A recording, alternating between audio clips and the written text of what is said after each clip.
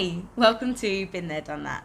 This video is all about Employment Tribunal, things you might need to know if you're thinking about taking your case to a tribunal and how to represent yourself.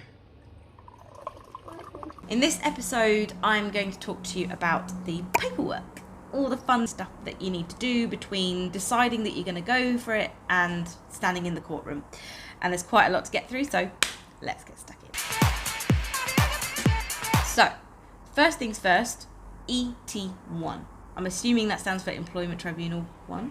Anyway, ET1 is the form that you fill in, and it's really important because it will be brought back again and again and again.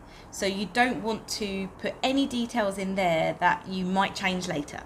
So if you put in that something happened on the 1st of June, you've got to be sure that's the right date, because if you put the 1st of June there and then the 5th of June in something else further down the line, their lawyer might pick that out and say, oh, your story keeps changing, and it just undermines you for the wrong reasons. So make sure you get everything right in that. The details need to be right, your salary, your start date, the date anything bad happened.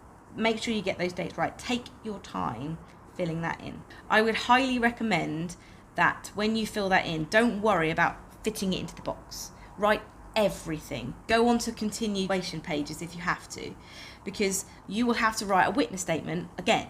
And it's useful if they match each other.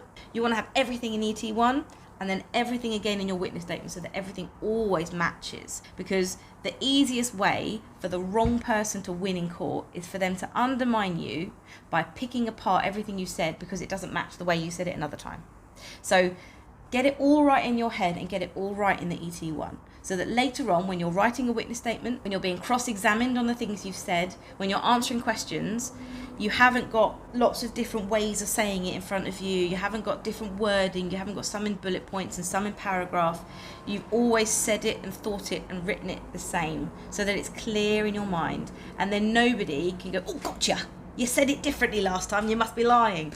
Just get rid of any of that easy win for the wrong party, because you're the right party here. And just get it all right in that ET1. The next document that comes into play is the ET3.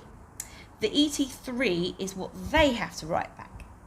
And they have a time frame with which they have to fill in the ET3 and send it back. And that's their obligation. They have to copy you in.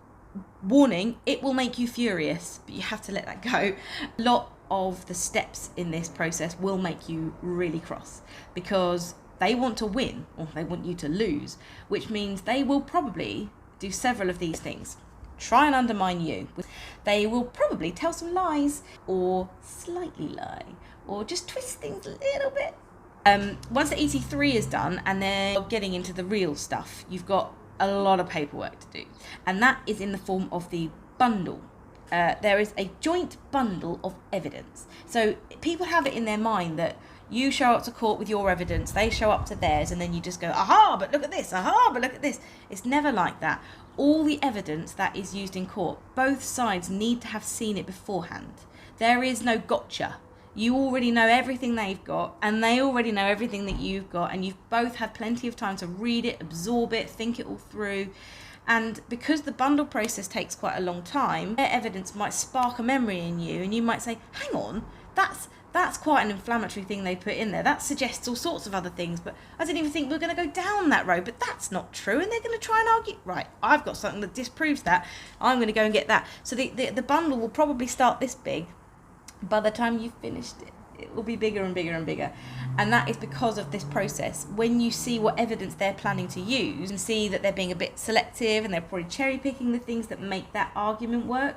So you need to actually put some things back into that bundle that disprove whatever thing they're trying to paint. In my case, they were trying to make some weird argument, and in order to prove it, they just put loads of emails in that they'd sent each other, but it was quite cherry picked. Because in between the emails they were sending each other about that, they were sending emails to me, group emails what I was included in, saying, what a fantastic job you're doing, aren't you a breath of fresh air, and isn't it lovely to have you here? You can really paint a picture by cherry picking. It's another thing to be wary of. The other side will probably try and hide evidence, but you just got to call them on it in front of a judge, and the judge will make them go and get it.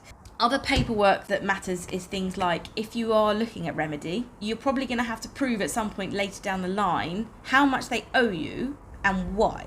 So you might need to put a pay slip in there to prove what your pay rate was, or if say you're arguing that you got a bonus every week and then they stop giving it to you, you need to put some pay slips in to prove that.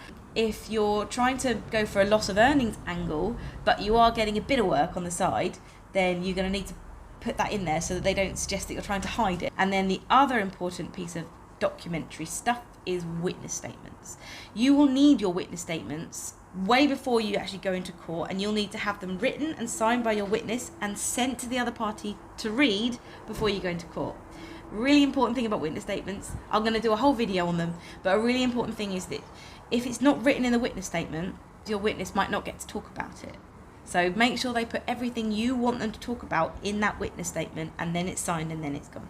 I hope this has helped. This next one is going to be all about witnesses and witness statements. So I'll see you then, and thanks for joining today.